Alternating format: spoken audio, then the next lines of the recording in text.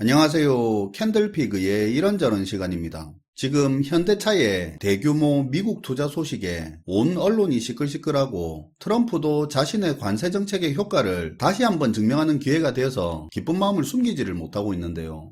이번 내용을 두고 언론에서는 트럼프 정부의 관세 압박이 현실화되면서 현대차가 이에 대응하는 차원에서 거액을 투자해 관세 리스크를 선제적으로 회피하려는 결정을 했다고 주로 그런 이야기를 하고 있고요. 그런 기사들의 댓글창 보면 또 예상하다시피 현 정부, 전 정부 탓하면서 싸우고 있거나 강성노조 때문에 일자리 다 날라간다 등등 그런 내용들로만 도배가 되어 있더라고요. 하나의 이야기에만 치우쳐져서 있는데 사실 이번 이슈를 통해서 볼 수 있는 내용들이 더 있거든요. 그래서 이 부분에 대해 좀 더 정보를 드리면 좋을 것 같아 영상을 한번 준비를 해봤습니다. 과연 현대차가 관세 리스크 회피 때문에 이런 대규모 투자 결정을 할 수밖에 없었던 건지 한번 살펴볼 거고요. 그리고 아시다시피 현재 미국 정부는 미국을 다시 제조업 강국으로 키우려고 하는 정책을 추진하고 있는데 한편으로 이 목표를 이루는데 현실적인 장애 요소가 뭔지, 그리고 미국이 제조 강국이 되는데 장애가 되는 이 부분을 극복하는 데 있어서 이게 우리에게 어떤 문제를 만드는지 같이 한번 살펴보도록 하겠습니다. 일단 아시겠지만 이미 현대차는 미국의 전기차 생산 시설을 확대하고 전기차 배터리 공장에 추가 투자를 하고 있었는데요. 그리고 또 이번에 현대차 그룹이 트럼프 정권 들어 미국 내 생산 시설 확대를 위해서 2028년까지 총 210억 달러, 우리 돈 30조 원에 달하는 큰 투자를 하기로 했습니다. 전체 투자액 중에서 자동차 생산 분야에 86억 달러, 부품 물류 철강 분야에 61억 달러, 미래 산업 및 에너지 분야에 63억 달러를 할당하기로 했는데 단순 자동차 생산 라인 증설 수준이 아니라 철강부터 물류, 에너지까지 거의 밸류 체인을 구축하는 차원에서 투자를 하기로 했는데요. 특히 연간 270만 톤 이상 철강을 생산하는 제철소까지 신설하는 부분이 많이 부각이 됐는데 이번 투자 계획은 트럼프 2기 정부 출범 이후로 한국 기업의 첫 미국 내 대규모 투자 계획이라 더 큰 관심을 받고 있습니다. 자, 그럼 추가로 한번 생각을 해봅시다. 트럼프 정부가 철강, 알루미늄 제품에 25% 관세를 매기고 자동차나 기타 제품 등에도 강경한 보호무역 조치를 하면서 관세 폭탄을 경고하다 보니 여기에 대응하기 위해서 현대차가 30조 원에 달하는 투자를 한다는 건데 약간 어쩔 수 없는 대응이라는 뉘앙스가 없지는 않습니다. 일부 언론에서 말하는 것처럼 현대차가 관세 때문에 어쩔 수 없이 미국에 투자하는 거라면 이렇게까지 적극적인 투자 계획을 발표했을까 싶은데요. 아무래도 안 그래도 일자리 없고 국내 사정 심각한데 이런 대규모 투자를 딴 데 하는 게 좀 그렇다 보니까 국민 정서를 생각한 게 아닌가 개인적으로는 짐작을 해봅니다. 현대차는 기업이죠. 자기들한테 국내 투자하는 것보다 훨씬 득이 되니까 하는 겁니다. 누구 말 맞다나 정말 울며 겨자 먹게 하는 식으로 억지로 투자하는 거라면 트럼프 임기만 넘겨보자는 식으로 형식적인 수준에서 했겠죠. 우리나라 대기업들 코드가 잘 안 맞는 정권이 들어서면 정권 위신 세워주는 차원에서 형식적으로 뭐 하겠다 하면서 시간 끌다가 흐지부지 하는 거 잘하거든요. 그때만 넘기면 그만이니까요. 마찬가지로 트럼프 임기 해봐야 4년이고 트럼프도 이런 고율의 관세를 전방위적으로 때린다고 한들 자국 내 물가 상승 유발한 채로 국민들의 불만 감수하면서 임기 내내 계속 고율의 관세를 유지하기가 어렵다는 게 사실 중론이거든요. 현대차도 억지로 미국에 투자하는 게 아닙니다. 현대차도 계산기 충분히 두들겨 보고 괜찮다 판단하니까 이렇게 밸류 체인을 구성하는 수준의 대규모 투자를 하는 거죠. 관세 리스크를 회피하기 위한 목적으로 대규모 투자를 했다는 말도 시점상 좀 동의가 안 되는 게 트럼프 임기 시작한 지 2개월이고 당선일 기준으로 해도 3개월 좀 넘는 기간인데 3개월 안팎의 짧은 기간 동안 기업 내부적으로 검토할 게 얼마나 많은데 거기다 조지아나 엘라베마 같은 기존 여건이 좋은 지역도 아닌 낙후된 루이지애나에 투자하려면 루이지애나 주하고 기반 인프라부터 세제 혜택이라든가 협의할 부분이 얼마나 많습니까? 그런데 그 짧은 기간에 30조 원에 달하는 엄청난 투자를 검토를 하고 결정을 할 수 있겠습니까? 트럼프 당선 훨씬 이전부터 진행이 되고 있었다는 게 맞지 않을까요? 그리고 그럼 투자를 할 계획이었지만 트럼프가 대통령이 되면서 투자 규모를 확 키운 게 아닌가 생각할 수도 있잖아요. 이 부분도 개인적으로는 물론 그런 측면이 없다고는 할 수는 없겠지만 루이지애나에 짓기로 한 게 제철소잖아요. 애초에 자동차 만들 쇳물을 뽑는 것부터 컨셉을 잡은 건데 당연히 물류, 에너지까지 포함해서 밸류체인을 만들고 미국 내 생산기지를 수직 계열화하는 작업인데 투자 규모가 작을 수는 없을 거거든요. 그러니까 이번 현대차의 대규모 투자는 관세 리스크에 대응한다는 부분도 맞는 이야기지만 애초에 국내에 투자하는 것보다 미국 투자가 매력이 있는 부분이라 진행을 하던 거고 현재 상호 관세를 앞두고 관세 이슈도 가장 커진 상황이고 정부한테도 협상에 도움이 되고 트럼프한테도 정치적으로 도움이 되는 이게 대규모 투자 발표를 하기에 가장 적기에 발표를 한 걸로 보인다는 거죠. 꼭 관세가 아니더라도 현대차한테 미국 투자는 이런 부분에서 국내보다 매력이 있는데요. 아시다시피 이제 중국은 매력도가 떨어지는 시장입니다. 특히 자동차 회사에 있어서는 더 그런데요. 경제 침체로 중국 내 판매량을 늘리기도 쉽지 않고요. 특히 전기차 부문에서는 정말 중국의 전기차가 워낙 약진하다 보니까 중국에서 전기차 판매량을 성장시키기도 사실 어렵거든요. 그러면 이제 공략 대상은 세계에서 가장 큰 시장을 가진 미국입니다. 현지 생산 비중을 크게 올려 시장 접근성을 높여서 효율적으로 시장을 공략해야 되겠죠. 여기서 핵심은 시장 접근성을 키우는 겁니다. 완성차 조립만 하는 게 아니라 미국에 제철소를 만들고 자원 부국인 미국에서 생산된 철광석, 셰일가스로 철을 만들고 미국에서 부품도 만들고 만들어진 제품들을 현대가 구축한 물류망을 활용해서 완성차도 조립하고 그렇게 해서 완전한 메이드 인 USA를 딱 찍어서 파는 겁니다. 이렇게 하면 운송비 절감에 납기 단축은 물론이고 심리적 가격적으로도 미국 내 소비자들의 선호도를 올리기에도 좋죠. 어제 기사에서도 나왔지만 트럼프가 미국에서 생산된 자동차에 한해서만 돈 빌려서 차 살 때 이자 지불액은 소득세 계산할 때 공제 혜택을 받을 수 있게 해준다고 했었잖아요. 그리고 현대차가 현재 힘을 싣고 있는 전기차의 경우 판매 이후에도 충전 및 각종 서비스망 구축이 중요한데 이런 식으로 미국의 밸류체인을 구축을 하면 크게 올릴 수 있습니다. 공급망 관점에서도 유리한데요. 기존에는 생산 비용만 싸다면 어느 국가가 됐든 여러 국가를 통해 조달할 수 있는 글로벌 공급망이 잘 작동을 했는데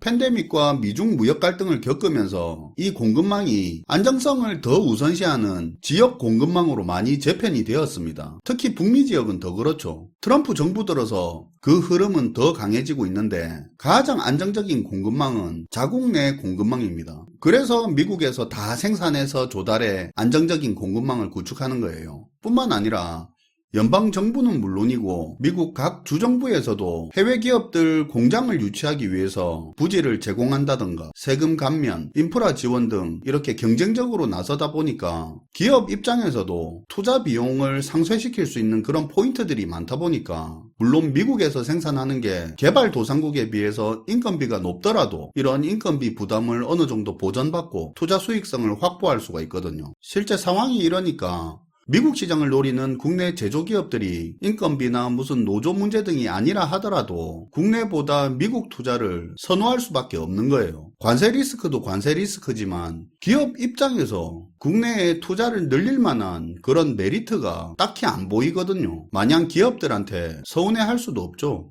그리고 앞서 언급했던 부분인데 미국이 제조업 강국으로 부활하는 데 있어서 마주하고 있는 현실적인 문제에 대해서 이야기를 잠깐 해볼게요. 현재 미국은 미국 제조업의 부활을 국정 목표로 내세우면서 일자리를 미국으로 다시 가져오겠다고 외치고는 있는데 근데 실상을 들여다보면 미국 기업들이 국내로 복귀하는 리쇼어링보다는 해외 기업들의 미국 투자에 크게 의존하고 있습니다. 최근 현대차의 사례처럼 대규모 투자 발표의 주인공은 정작 미국 기업이 아니라 외국 기업인 경우가 많다는 건데요. 관세 압박 정책으로 미국 내 공장이 늘어난 건 사실이지만 그 주체가 미국의 기업보다 한국, 일본, 유럽 등 해외 기업들이라는 겁니다. 그럼 왜 정작 미국 기업들은 적극적으로 본국 미국으로 공장을 다시 가져오지 않느냐? 그게 미국이 주주자본주의의 대표적인 나라이기 때문입니다. 미국은 기업의 목표가 주주에게 높은 배당을 제공하는데 중점을 두는 대표적인 나라고, 그 덕분에 1980년대, 90년대 미국 경제 성장을 이끄는데 이 주주 중심주의가 큰 역할을 하기도 했습니다. 그리고 사람들이 미국 주식 좋아하는 이유도 이런 이유죠. 미국이 이런 기업 문화와 수익 구조가 자리 잡고 있다 보니까 경영진들은 대체로 단기적인 주가와 이익에 대해서 주주들의 압박을 크게 받는데요. 근데 대규모 제조 설비 투자는 수익을 회수하는데도 오랜 시간이 걸리고 초기 비용도 막대해서 단기 수익률을 떨어뜨릴 수 있는데, 이게 사실 주주들과 월가 투자가들의 기대하고는 좀 잘 안 맞거든요. 주주 자본주의가 강화된 문화에서는 이런 제조업이라는 게 산업 자체가 그렇게 매력적이지는 않거든요. 대신 주주 자본주의와 코드가 잘 맞는 금융, IT 등 이런 산업에는 미국이 집중을 많이 했고 크게 키웠죠. 실제 2017년에 예전에 트럼프가 법인세 인하 조치를 한 이후로 많은 미국 기업들이 세금을 절감하면서 생긴 현금을 이걸 신규 공장을 건설하는 것보다는 자사주 매입이나 배당에 더 많이 활용을 했습니다. 분석에 따르면 기업들이 감세로 얻은 이익 중에 57%는 주주 환원에 썼고, 일자리 창출이나 설비 투자에는 20% 정도만 투입한 걸로 나타났습니다. 이러다 보니까 미국 정부에서 여러 인센티브를 주는데도 불구하고 미국 자동차 기업이나 제조기업들이 국내로 돌아와 공장을 짓고 설비 투자하는 게 그게 기대만큼 폭발적으로 늘지는 않았어요. 설령 관세 부담이 있어서 기존 해외 공장을 접거나 생산 규모를 축소하고 생산 기지를 이전해 미국에 새로 공장을 짓는다는 것 자체가 경영진한테는 굉장히 큰 위험이고요. 그래서 미국 기업들은 관세 유예를 기대한다든가 판매 가격 인상으로 대응을 하고 있는 상황입니다. CNN 등에서도 언급하기를 관세에도 불구하고 미국 완성차 업체들이 서둘러 생산을 미국으로 돌릴 움직임은 보이지 않는다고 하면서 새로운 공장 짓는 일이 생각만큼 그리 간단하지 않다는 분석을 했죠. 정리해보면 미국이 자국의 제조업을 다시 부흥시키는 걸 목표로 리쇼어링을 외치고는 있지만, 정작 주주중심 기업 풍토가 자리 잡고 있는 미국 기업은 만약 경영진이 생산기지를 자국으로 돌리고 싶다고 하더라도 그게 쉽지가 않고요. 어찌됐든 자국 내의 제조 공장과 일자리를 키워야 하는 미국 정부 입장에서는 해외 기업들에게 더 의존할 수밖에 없고, 당근이든 채찍이든 미국 내 투자를 더 하도록 푸시할 수밖에 없거든요. 그게 현실이고요. 중국 시장도 축소되고 미국 시장에 더 집중을 해야 하는 기업들 입장에서도 미국에 투자를 해야 하는 선택을 할 수밖에 없는데, 이게 우리한테는 갈수록 치명적으로 다가오게 되는 거예요. 과거처럼 우리 기업이 알아서 해외 진출을 하는 수준이 아니라 거기에 한술 더 떠서 미국에서 기업과 일자리들을 자석처럼 빨아들이니까요. 그것도 첨단 산업이나 성장력 있는 산업, 일자리를 많이 만드는 산업만 쏙쏙 걸러서 빨아들이고 있죠. 우리나라 기업들의 해외 투자가 늘어서 일자리가 줄어든다 이런 것 제일 중요한 이야기지만, 이런 이야기는 지겨울 테니까 그만할게요. 이것 말고 가장 큰 문제가 산업 기반의 공동화라는 겁니다. 이건 제가 예를 들어서 설명을 한번 해볼게요. 그게 좀 더 다가올 것 같아요. 제조기업에 근무하시는 분들은 무슨 말인지 아실 텐데, 제조기업이 성장하면서 매출도 늘고 생산량도 많아지면 제2공장을 짓습니다. 그런데 숫자는 제2공장인데 나중에 그 2공장이 회사의 메인 공장으로 자리 잡는 경우가 상당히 많은데요. 왜 그러냐?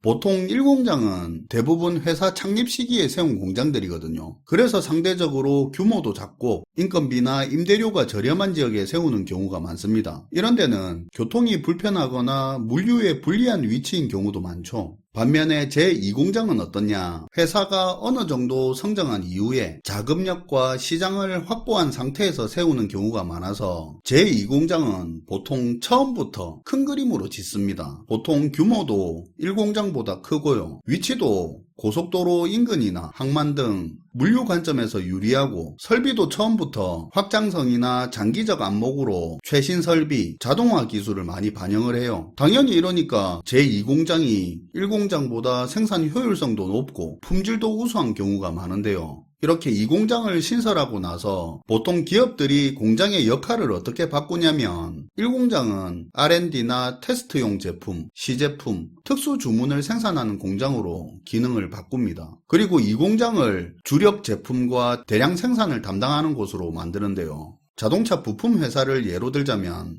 1공장에서 시제품 생산이나 초기 금형을 생산하고 2공장에서 본격적인 대량 생산을 하는 식이죠. 그러다 보니까 보통 제2공장이 회사의 메인 공장이 되는 경우가 많습니다. 굳이 의미를 부여하자면 1공장은 회사의 시작점 같은 거고 2공장은 회사의 성장 기반입니다. 이런 건 꼭 제조업에만 해당하는 건 아니고요. 주변에 둘러보시면 이 비슷한 사례는 많이 보입니다. 어쨌든 이러다 보면 1공장은 과거에 비해서 활력이 점점 떨어지거나 혹은 현상 유지하는 수준에 머물고요. 2공장은 회사의 메인이 되면서 증설이 되어도 2공장에 되는 등 이런 일이 벌어지는 겁니다. 이런 부분을 생각하고 들으시면 국내 기업들이 대규모 투자로 장기적인 큰 그림을 그리면서 해외에 생산 기지를 짓는다는 건 기업이야 당연히 더 큰 성장의 발판을 마련하겠지만 어떻게 보면 우리나라가 제1공장화가 될 수 있다는 측면에서는 국민 개개인의 경제로 보든 국가 차원에서 보든 절대 쉽게 생각할 일은 아니라는 거죠.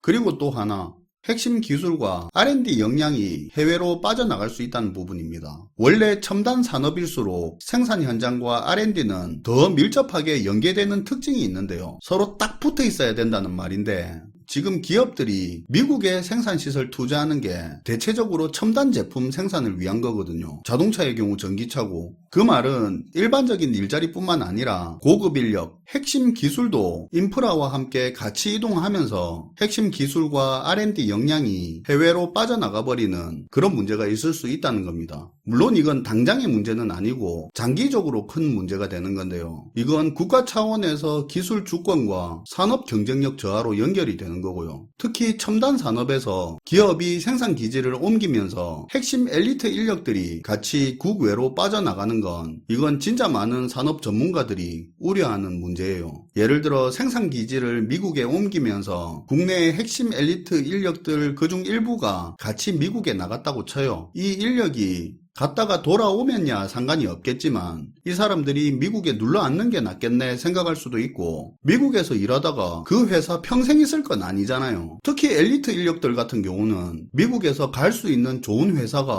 얼마나 많습니까? 처우도 좋고요. 이런 식으로 계속 유출이 되는 거예요. 국내 기술 엘리트 인력은 안 그래도 의대로 다 빠져서 점점 수는 줄어가는데 그조차 해외로 또 빠져나가는 거예요. 그리고 지겨운 이야기겠지만 국내 일자리 줄고 지역 경제 내려앉는 게 제일 문제긴 합니다.